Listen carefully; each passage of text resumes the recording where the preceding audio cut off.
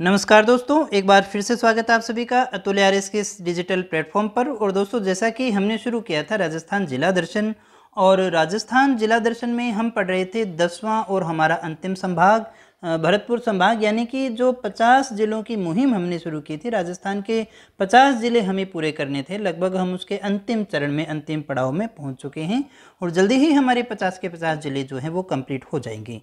तो दोस्तों, इसी तरह से मैं आपके लिए और भी कोर्सेज जल्दी से जल्दी लेकर के आने वाला हूँ, इसी क्वालिटी के, इससे भी अच्छी क्वालिटी के। History, political, geography, Rajasthan, India, world, सभी कुछ मैं आपको करवाने वाला हूँ। बस मुझे चाहिए आपका छोटा सा सहयोग, और वो ये है कि वीडियो को शेयर ज़रूर किया कीजिए और थोड़ा कमेंट करके मुझे बता दिया करें कि आपको वीडियो कैसा लग रहा है। सच में कुछ चेंज किया हो सकता है, वीडियो आपके लिए है तो आपके लिए किया भी जा सकता है।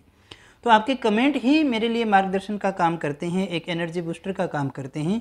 तो मैं उम्मीद करता हूं कि जो भी इस वीडियो को देखेगा तो कम से कम कमेंट करके मुझे ज़रूर बताएगा, और जो आगे का मार्गदर्शन है वो आप ही से मिलना है, आप ही के अनुसार मुझे चलना है।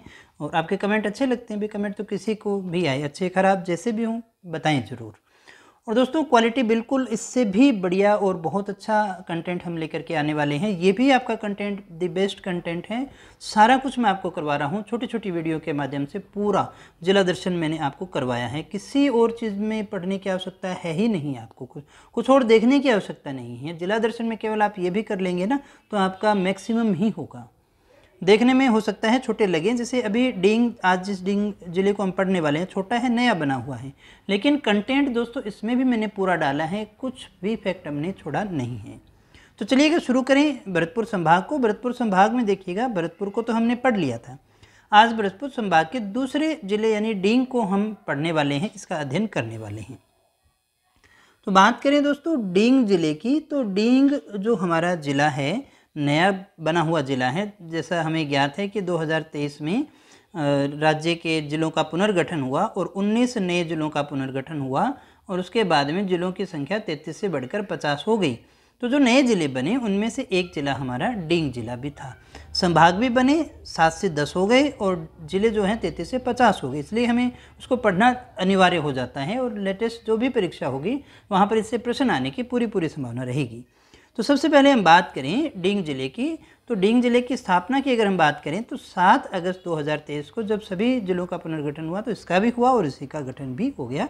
उसकी स्थापना 7 अगस्त 2023 को मानते हैं। अभी जो जिले के रूप में देखते हैं उसकी किससे बना है, तो भरतपुर जिले का पुनर्गठन हुआ, यानी भरतपुर जिले से ही अलग होकर के डींग जिले का गठन किया गया है। तो डींग किससे बना है, भरतपुर जिले का ही भाग है। पहले भरतपुर में ही होता था, अब उसे एक नए जिले का दर्जा दे दिया गया है।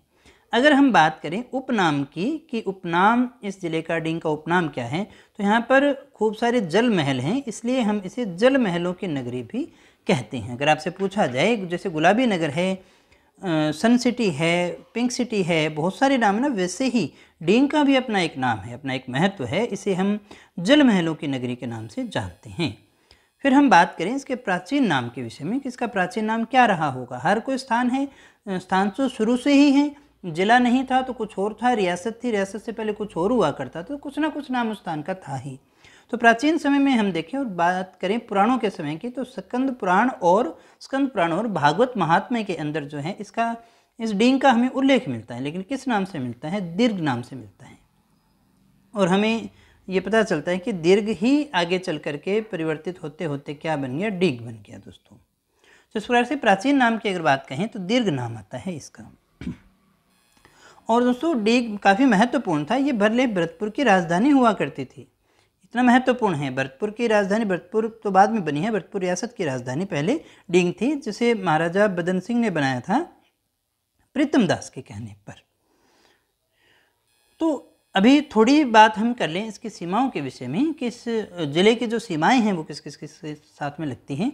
तो दो सामान्यतः हम मानते हैं कि एक तो अंतर्राष्ट्रीय सीमा होगी या अंतर्राज्यीय सीमा होगी। तो अंतर्राष्ट्रीय सीमा तो इसकी है नहीं, किसी देश के साथ में नहीं लगती है। तो फिर किससे लगती है, अंतर्राज्यीय सीमा तो है, यानी ये सीमावर्ती जिला है। तो इसकी सीमा जो है वो 2 राज्यों से लगती है। कौन कौन से, उत्तर प्रदेश और हरियाणा। यहाँ मानचित्र में भी हम देखें तो ये हमारा डींग जिला है। तो ये जो ऊपर वाली, ये इसकी ये जो सीमा है, ये वाली जो सीमा है, ये किससे लगती है प्यारे दोस्तों, ये लगती है हमारी हरियाणा के साथ में। फिर हम बात करें, ये जो हमारी नीचे वाली सीमा रह गई, इस सीमा की हम बात करें, ये जो हमारी सारी की सारी सीमा रहेगी ये किससे लगती है, ये उत्तर प्रदेश से लगती है। तो इस प्रकार से उत्तर प्रदेश और हरियाणा राज्य से जो है हमारी इसकी सीमा लगती है। इसके बाद में हम जिलों की अगर हम बात करें तो 2 जिलों से सीमा लगती है। 2 जिले कौन कौन से, एक तो देखिएगा यहाँ से हम शुरू करें तो ये जो सारी सीमा है ये अलवर से लगती है। तो एक जिला तो कौन सा हो गया, अलवर से सीमा लगती है। और दूसरा ये हमारा ये जिला रह गया, दूसरी सीमा किसके साथ में लगती है, तो भरतपुर के साथ में लगती है। तो 2 जिलों से, भरतपुर और अलवर से, 2 राज्य उत्तर प्रदेश और हरियाणा के साथ में जो है वो इनकी सीमा लगती है दोस्तों। इसके बाद हम बात करें डींग के विषय में, तो डींग जो है वो पहले भरतपुर रियासत की राजधानी हुआ करती थी। डींग क्या थी, भरतपुर रियासत की राजधानी हुआ करती थी पहले, लेकिन 1733 की जब हम बात करें तो भरतपुर को राजधानी बना दिया गया, तब फिर डींग जो है वो यहाँ की राजधानी नहीं रह गई।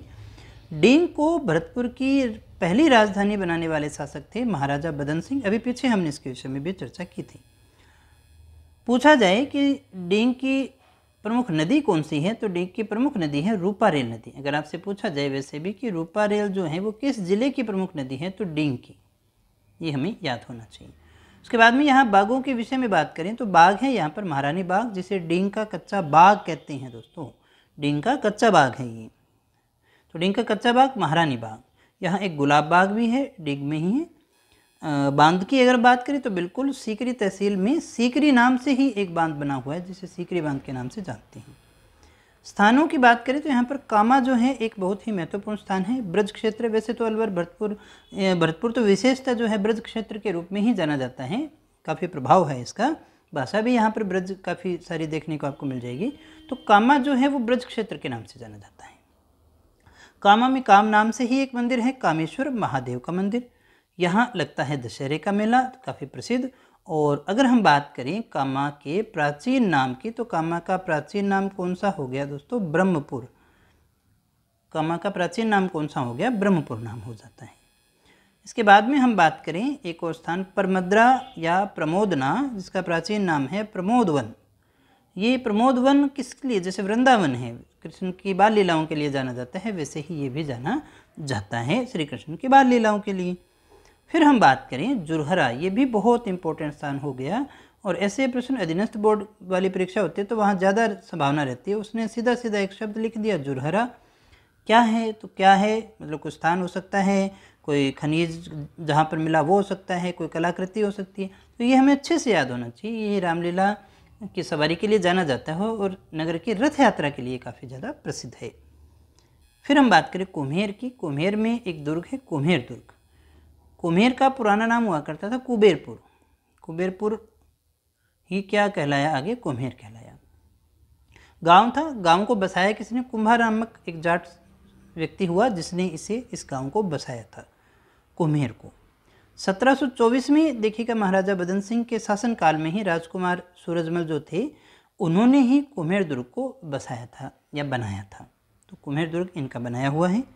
अब हम बात करें डींग के जल महल, तो वैसे भी याद आई गया, डींग लिखा हुआ तो डींग में ही होगा और कहाँ होगा। हाँ, ये याद रखें, निर्माण सबसे पहले ये जो जल महलों की परंपरा है जिसके लिए डींग जाना जाता है जल महलों की नगरी के रूप में, ये शुरू किया है महाराजा बदन सिंह के द्वारा। उसके समय में ये प्रारंभ होता है। तो उसका निर्माण 1725 में महाराजा बदन सिंह ने करवाया था। अब हम बात करें प्रमुख मेलों की, यहाँ कौन कौन से, तो डींग में जवाहर प्रदर्शनी और पशु मेला लगता है, ये इंपॉर्टेंट है। कामा में दशहरा मेला लगता है, अभी हमने पढ़ा। कुम्हेर में हरियाली तीज का मेला लगता है, ये भी इंपॉर्टेंट। और गणगौर का मेला कहाँ है, जनुथर में गणगौर का मेला भी प्रसिद्ध है। यहाँ नृत्य है क्या, बिल्कुल होली का हुरंगा नृत्य होता है। होली के अवसर पर होली का हुरंगा ही बोलते हैं अपने इसको। तो ये भी कहाँ का है, ये डींग का है। ऐसे क्वेश्चन आते हैं कला संस्कृति में। मुर्रा नस्ल की भैंस होती है, तो मुर्रा भैंस का प्रजनन केंद्र जो बना हुआ है वो कहाँ है, वो है कुम्हेर। भरतपुर के अंदर देखिएगा मुर्रा नस्ल का भैंस प्रजनन केंद्र बना हुआ है, ये याद रखना है।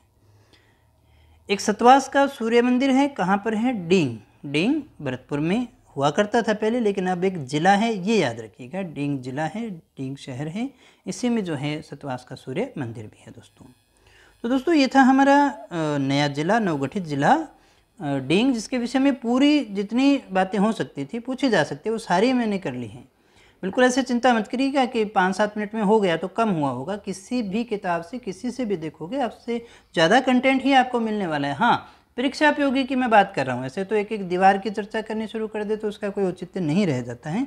क्लास वाक़ई आपके लिए बहुत ज़्यादा उपयोगी सिद्ध होने वाली है, ऐसा मेरा विश्वास है। जितना मैंने अभी तक पढ़ाया है उसके अनुभव के आधार पर कह सकता हूँ। 2007 से लगभग मैं कोचिंग में ही पढ़ा रहा हूँ, तो मुझे पता है कहाँ से क्या पूछा जाता है, कौन सी चीज़ें हमें पढ़नी है दोस्तों। तो थोड़ी बातें भी हुई आज, और मुझे उम्मीद है क्लासेस आपको अच्छी लगी होगी। पिछली वीडियो की तरह आप इस वीडियो को भी लाइक करेंगे, दोस्तों के साथ में शेयर जरूर करेंगे। आज के लिए इतना ही। डींग ज़िले पर ही हम ख़त्म करते हैं, क्योंकि एक वीडियो में हम एक ही ज़िले को पढ़ते हैं। डींग हमारा हो गया। नेक्स्ट क्लास में एक इम्पोर्टेंट ज़िला हमारा धौलपुर, थोड़ा पढ़ने वाला भी है। यहाँ पर कुछ ज़रूरी चीज़ें, थोड़ी डींग से तो बड़ा ही है, तो कुछ चीज़ें हमें यहाँ पर और पढ़ने को मिलेंगी। तो मिलते हैं नेक्स्ट वीडियो में धौलपुर ज़िले के साथ और ढेर सारी परीक्षा उपयोगी जानकारी के साथ। तब तक यूँ ही बने रहें हमारे साथ। Thank you.